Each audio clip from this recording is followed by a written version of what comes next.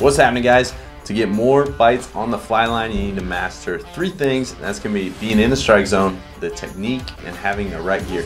If you can put those 3 pieces of the puzzle together, I guarantee you will get more bites.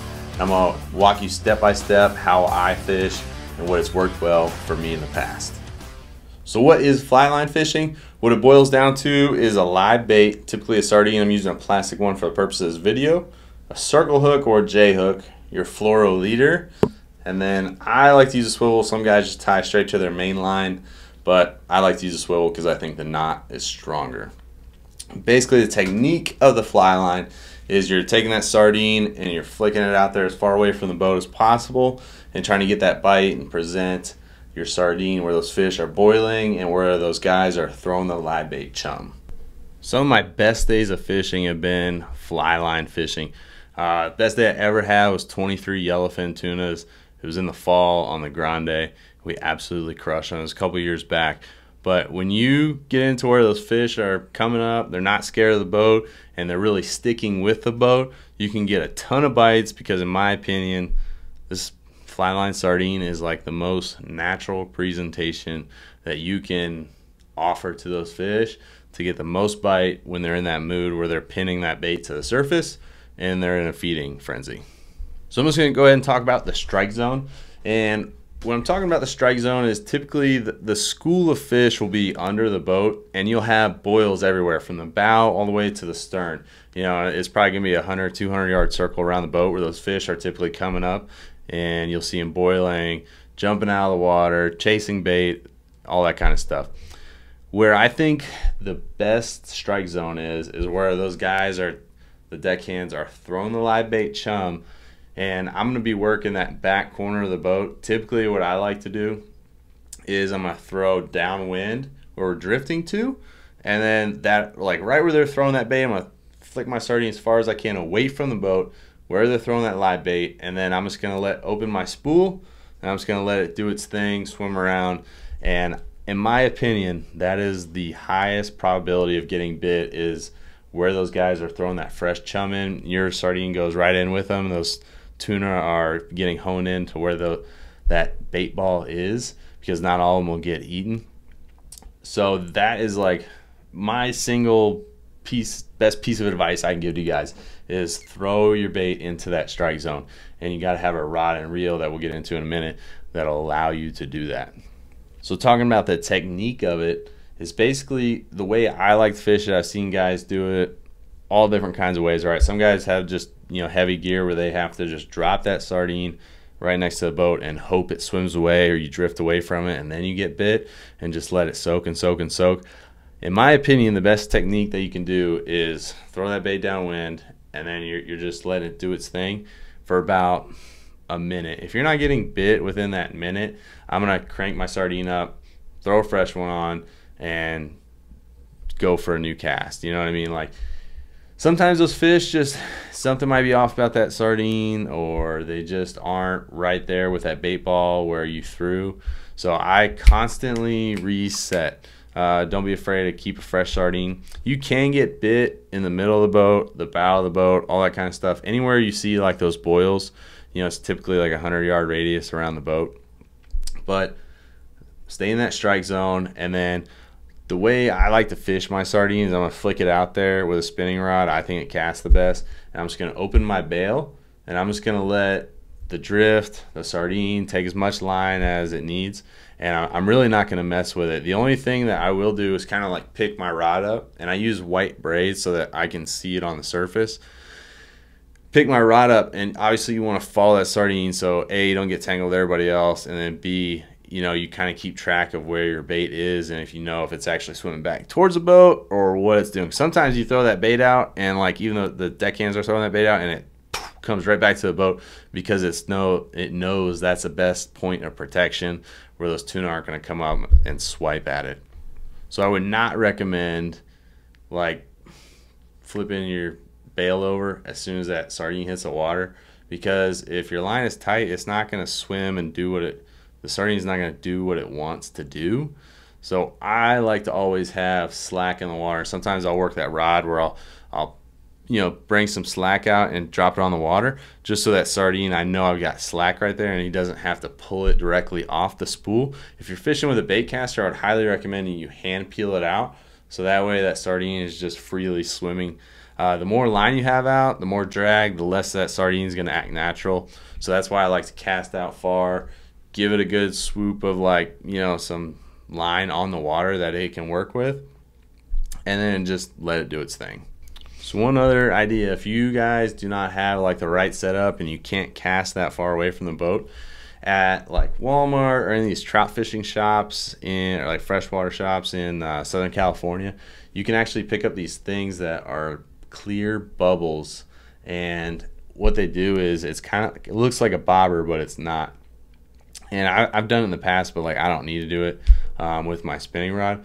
But if you've got a rod that doesn't cast that well, it's 100% an option. Pick up, it's a clear bubble, and it fills up with water, and then you just pop the plastic piece that slides back and forth that holds that water in there, and you can use that as a weight on your main line, and that'll allow you to cast farther, and you don't have to fill it completely up with water. If you fill it completely up with water, it's going to sink. So if you're trying to get down, that's one option, is you can rig that thing on your main line and it'll drag as long as you have something stopping it. I would say 6 inches, 12 inches above it.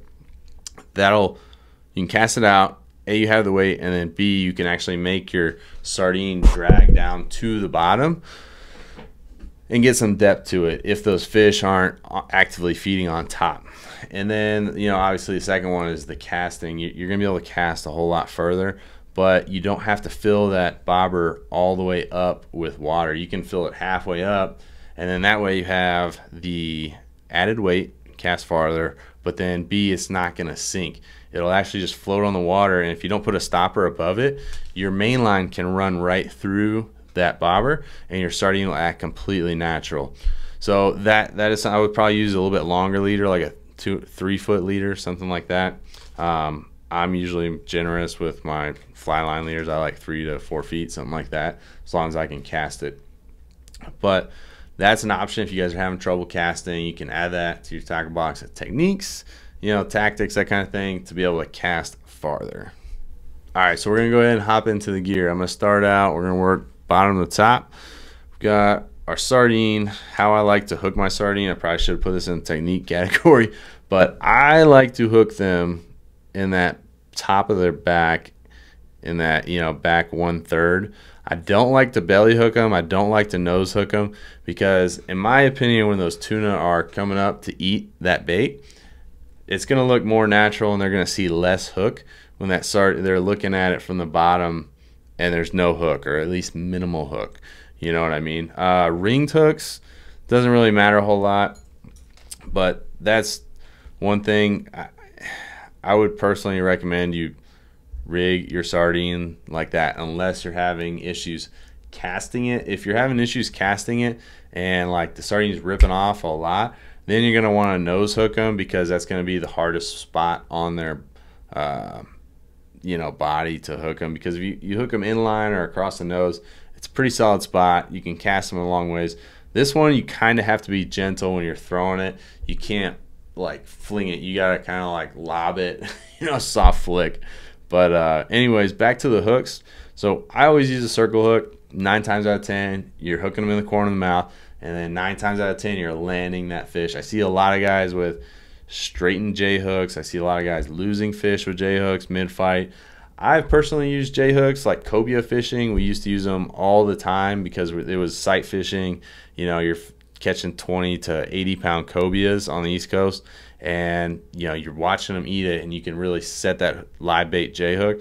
But I lost a lot of fish mid-fight, switched over to circle hooks, and most of the time I'm using a circle hook. I highly recommend it.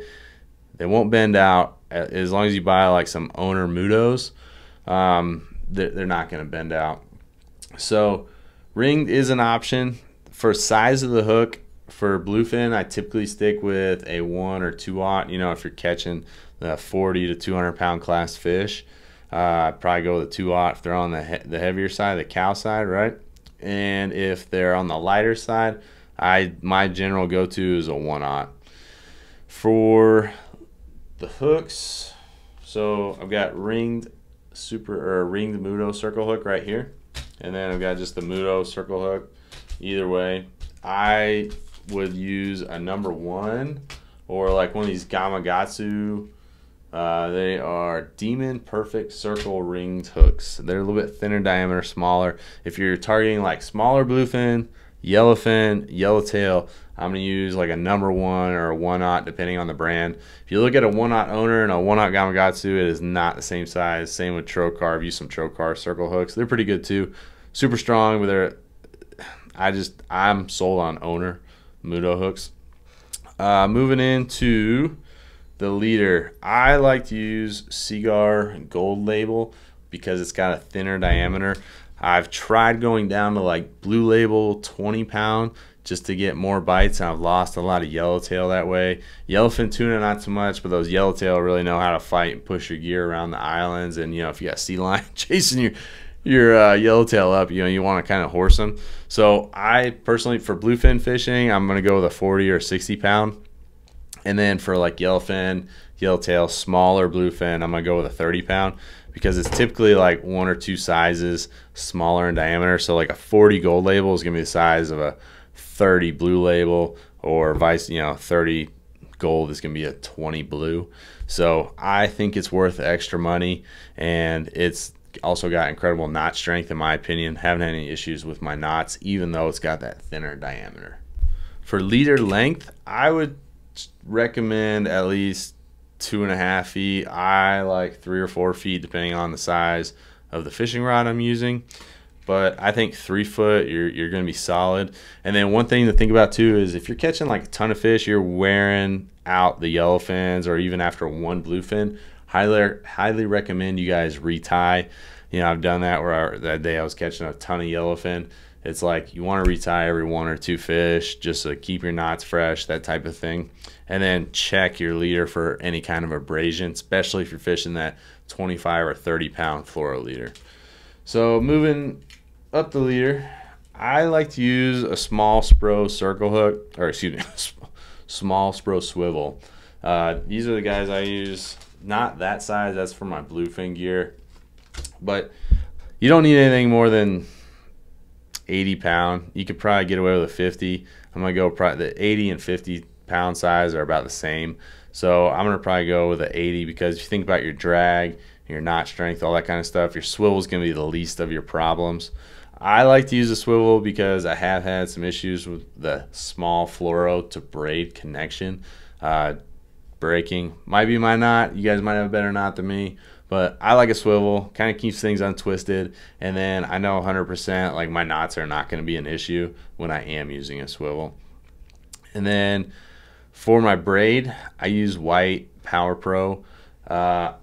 For like yellowfin, yellowtail, smaller setup, I've got 50-pound Power Pro, and I've got a Sargosa 10,000 on this rod, and it holds about 500 yards of braid. So that way, in case I do hook a big fish, big bluefin, I've got the line capacity. I'm gonna try not to hook them on this setup, but just in case I do, I like to, my general rule is I want to reel and pair it with line where I can have 500 yards of line, because even if you get tangled up, you break off throughout the day, or if you hook a big fish, you don't have to worry about line capacity being an issue.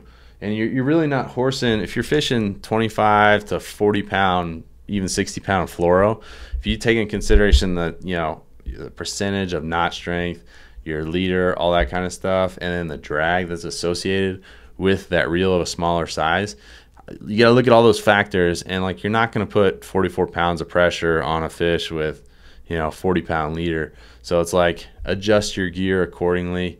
You got to make sure you have the line capacity. You never know if you hook a big one. That's just my opinion. I'd rather have 500 yards 50 pound than 200 or 300 of 65 or 80 pound braid. So that's my go-to. For rod and reel setups, bring this one back out. Bluefin, yellowfin, I like something a little bit lighter. I've got a couple setups that are about 7 foot. I've got one star rod, and this one is a Shimano Therese. You want something about medium heavy. This one is braided line weight.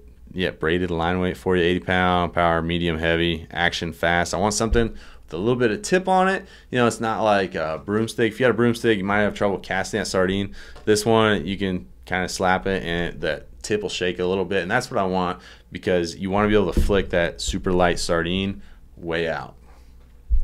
Moving on to the reel, Shimano Sargosa 8000. I might have said 10,000 that last one. I got a rod with a 10,000 Sargosa on it, but Sargosas I think are super reels for the money if you guys are in the market.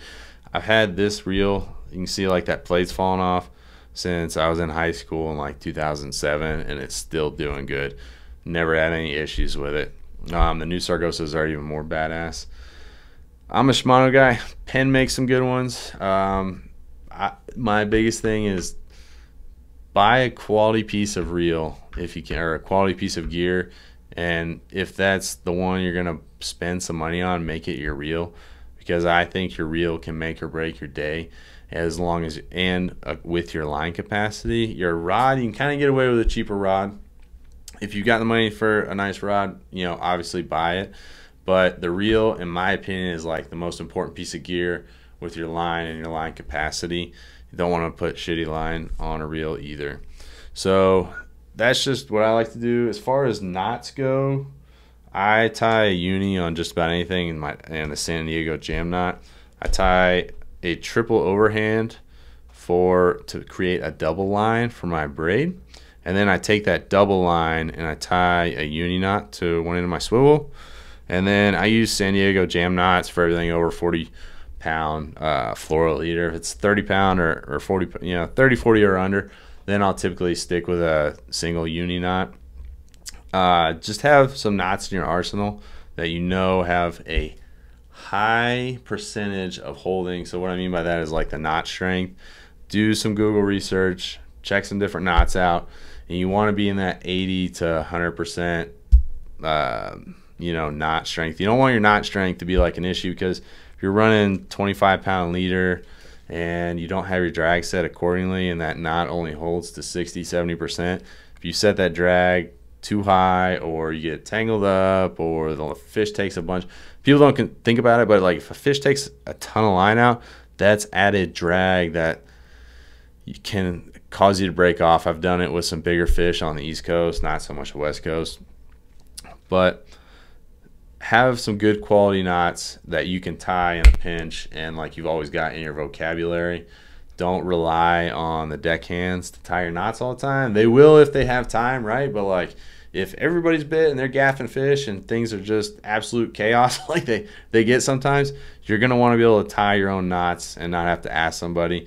And then, you know, most anglers that pursue it seriously have a good selection of knots that they typically like to use and trust. Trusting and confidence is a huge thing with knots. Try some different ones. Ask your friends what has worked well for them. And then if you guys got any questions, obviously hit me up on Instagram at Obseadian Fishing. For my bluefin setup, this one's a little bit bigger. This is an 8-foot Shimano Terramar. This one is Power Pro weight again, 40 to 80 pound. Length 8 foot, and power heavy, action moderate, fast. I like it pretty good. It's a little long. I'm kind of sold on like the 7 foot. That's, in my opinion, the sweet spot. I think 6'6" is a little too short, 8 foot's too long, but that 7 foot I think is like the magic number. It's like you don't have to worry about banging around you know, in your garage or room or whatever. And then the real setup I have on that one is a Shimano Sargosa 20,000, rigged with 65 pound Power Pro white again, because I like to be able to see my line, keep track of that sardine, avoid tangles, and know if I'm getting bit. And then one last thing I should have said too, the way I know I'm bit is like my spool is open and the line just starts ripping out. If the line starts ripping out, you know you got a fish or somebody snagged you. And the way I do it is I usually count to like 4 or 5, and then I just flip that bail over, and then that fish is naturally going to load that rod. You don't have to yank the circle hook or anything, and you're going to come tight, hook that fish in the corner of its mouth, and hopefully land it, as long as you don't get tangled up or sea lion gets you. Yeah, keep a fresh sardine on, guys. Use the right gear and you'll be able to cast that thing away from the boat. In my opinion, those tuna know that boat is bad news, and they're going to be feeding as far away from it as possible.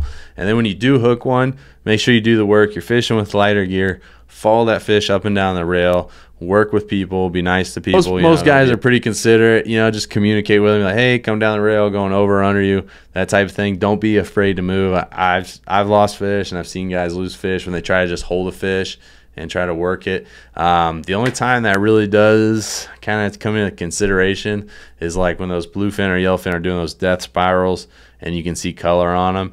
Then I wouldn't really move around a whole lot. And I always like to take my fish to the upper third of the boat, just because generally more people are stacked up near the stern and it's more likely to get tangled, and you could get tangled up in the, if that fish hits anywhere down that prop area, your braid or fluoro is going to pop. If the fish kind of stop feeding on the surface, if you hook one and catch one and they're sticking with the boat, but they're just not feeding, you're not seeing a whole lot of people get bites on the fly line, a couple things that you can do to switch up like presentations is, in my opinion, those fish will be actively feeding in the back at first, and then they kind of get skittish. And what I'll do is pivot, and I'll have a Colt Sniper rigged up. And what I do is pitch that Colt Sniper right towards, like, again, where we're drifting to, so downwind, and then I'm going to pitch it kind of towards where they're throwing that live bait chum. I'm going to let it sink. I'm going to try to keep it as vertical as possible. And you're letting it sink. Use meter lines, so that way you know how deep you're going when you're dropping. Sometimes, if the current's real bad, you might have to switch up gear to a heavier jig, but I like to use a 60 to 100 grain. I like the smaller Colt Snipers. I've had a lot of luck with a 60 and 80 size. Nothing wrong with 100, but I think it's like the same thing pretty much. But keep that thing vertical. When those fish get skittish, just drop it down, and those fish are still sticking with the boat. They're still intermittently feeding on the surface. Drop it down through the school of fish and just crank it as fast as you can. I've caught a ton of fish doing that when the bite kind of fades off from the top where they're super aggressive, but they're still sticking with the boat, feeding a little bit. Offer a different presentation. So that Colt Sniper is my go-to. Seen some guys do well with like a small flat fall during the day, and then, or you could do like a dropper loop, something, or not a dropper loop, sinker rig. I got shit on one of my last videos for calling a sinker rig a dropper loop, but tomato. So be ready to pivot when those fish get skittish and try something a little different, because the fly line will catch fish, but sometimes they get skittish, and you got to be able to pivot, and offer a little different presentation, and you'll end up putting more fish in the boat.